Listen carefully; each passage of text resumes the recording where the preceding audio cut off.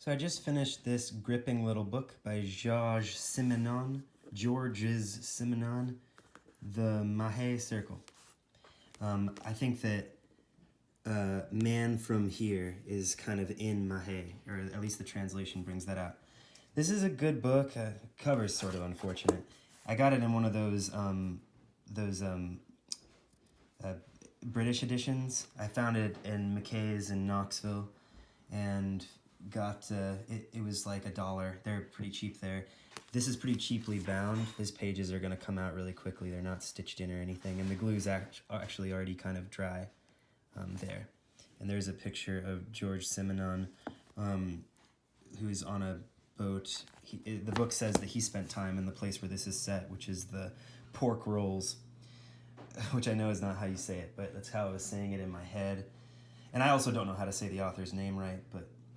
And then, and so I read the whole thing, and it's a very short novel, and I was expecting some kind of crime book. I'd heard that he writes crime books, but those are just the Inspector Maigret books. This is a different book entirely, focuses on like a different character, this Mahe among Mahes, and his internal disgusts and apprehensions and obsessions as they develop over the course of the book. And it does have some gross imaginings, that mouths and cheeks are described grossly, and so fishing is a dreadful metaphor for the main character of this book. And there are other dreadful episodes in the book that make it really feel like a tragedy, like something bad is going to happen. And I know that's what's the word? What is the word? Oh my gosh. Not presaged, but oh my gosh. It is foreshadowed. And that's all foreshadowed by the discussion of, I think, typhoid on the island that goes on with people back on the mainland. And this is a really beautifully written book, and I think it's definitely at its weakest whenever it's trying to describe the exact reasons why the character is so upset. I think when it tries to say that it's something to do with the family smothering him or something, I think that's all interesting to talk about, but it becomes too decisive. It becomes too decisive a diagnosis. It becomes too concise and too buttoned up. I think books are typically better when they introduce mysteries, and then the introduction of the mystery is basically the process also. Is the process also tying it up. Just introducing it and naming it is solving the mystery.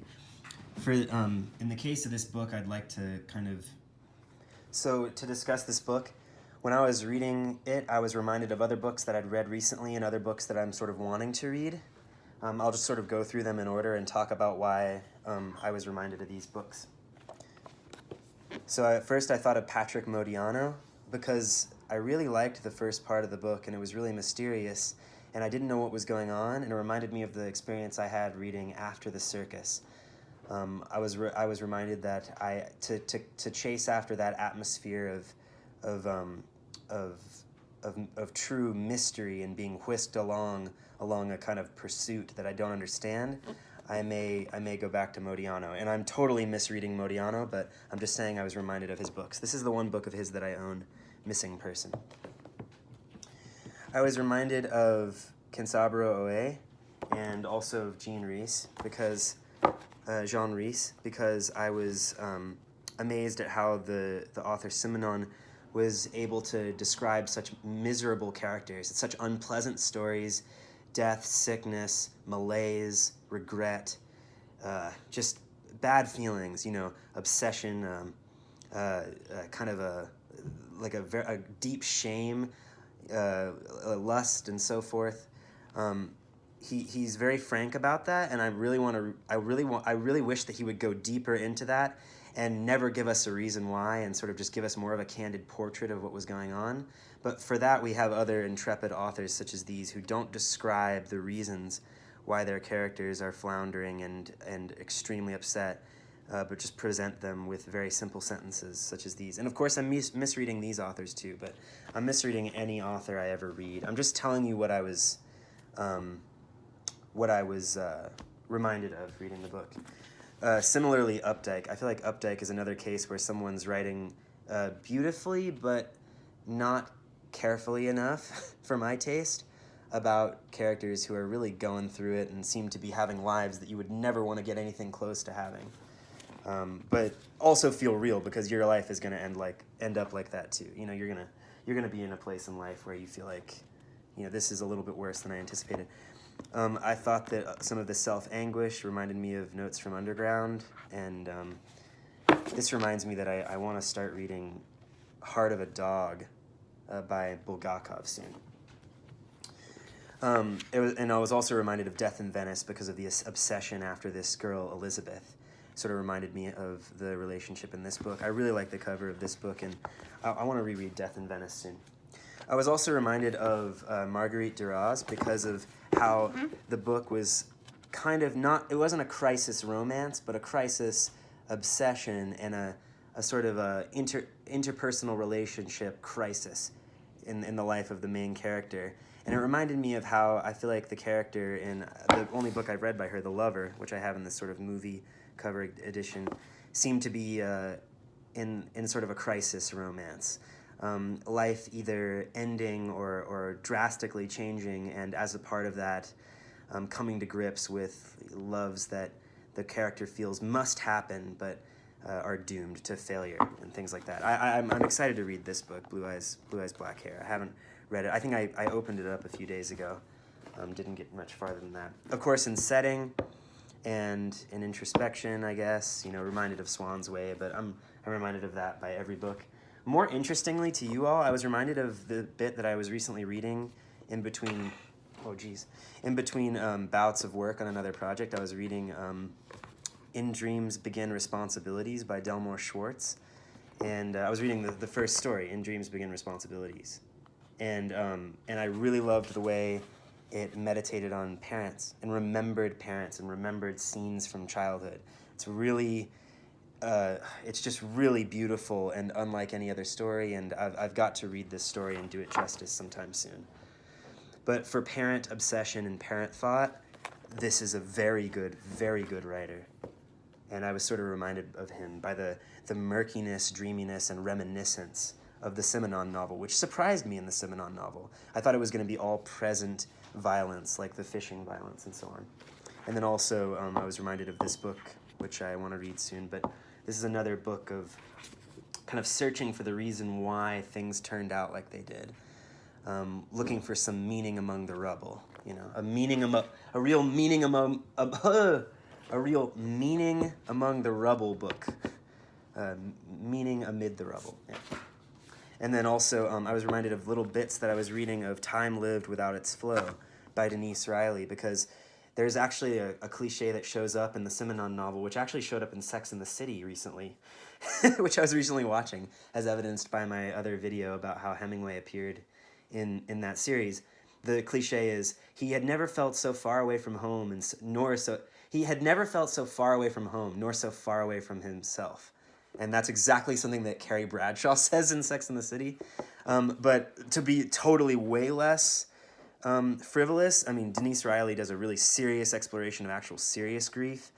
You know, not that some griefs aren't serious, but she's talking about death in a very rigorous and heartfelt way, and also about how time, you know, and distance implied by time is changed when you're going through grief or some sort of hardship. I think for people who like the wistfulness of Proust, and they like A Death in the Family and things like this, I think they will really appreciate this poem, Time Lived Without Its Flow. Even though, to be honest, I'm making this video, I don't really know much about Time Lived Without Its Flow, just read like a page of it. I'm just talking about what I was reminded of. I was reminded of Graham Greene for prose style, and also for a similar arc of being disappointed by a book, for starting me off with a bunch of mysteries that I liked being introduced to, and then having to tidy them up and do a bunch of kind of you know, psychology on why things were ending up the way they were, and the psychology being done as quickly as the dreaming was being done, which just felt kind of half-baked, like a half-baked philosophy, like, oh, these people are greedy and bad, or these people are duplicitous because they, like, money doesn't mean anything, or these people are, messed up about girls because of their mother's breast, and stuff like that, I was reminded of William T. Vollmann while reading Simenon, because Vollmann actually blurbs and introduces, I think, another Vollmann book that I'm actually looking to get. I think I may actually have it. I actually don't think I have it. I think he did the introduction for one that's like got a cold cover, like an icy cover. It's got a title like The Ice Storm or something. But for frankness and for pace of storytelling, I was reminded of some of my favorite Vollmann things, and not just because Vollmann is a professed Simenon head. Also, Faulkner is a Simenon head, and I think some of the breeziness that those writers try to get into their books is definitely found to pleasing effect in the Simenon. I was reminded of Jesus' Son just because, drugs, swiftness, dreaminess, dreams meaning among the rubble, drunk people, things like that. A lot of drinking in Simenon. I'm probably being very stereotypical for just focusing on that, but I don't really know much about Simenon. I want to read this. Why was I reminded of that? I don't know. I really want to read this. Oh, geez. For a kind of beach setting in the island, I was sort of reminded, I was realizing that in my head I was using an island that I'd imagined while first enjoying Chronicle of a Death Foretold, a book about which more later. Much more later. And then also, I feel like Hemingway, wonder if, I think the parts of Simenon that were strongest were the parts that were like Sun Also Rises, written after the manuscript gets lost and it has to be redrafted really fast. So anyway, I hope you like this whirlwind tour through what this book reminded me of and roughly how I enjoyed it. I think you should go ahead and read it. It is an unpleasant story, but it's a quick story, but it's really beautifully told. You're going to enjoy the fishing scenes. You're going to enjoy the physical description. You're going to enjoy the places in the book. You're going to enjoy the complexity of the early and middle stages of the character's introspection, of the main character's introspection. You're going to enjoy the contradiction of reading a book about a doctor who's deeply, deeply queasy in his way. And you're going to just be treated to distinct characters that are sketched quickly. And I think, again, the concrete sketches by this writer are really where the book is strongest. And, of course, like most readers of, I guess, dreamy fiction and somewhat avant-garde fiction, I don't like when they button it up. But I recommend this one 6.8 out of 10 for the average person. For a Modiano head, I give it a 8 out of 10.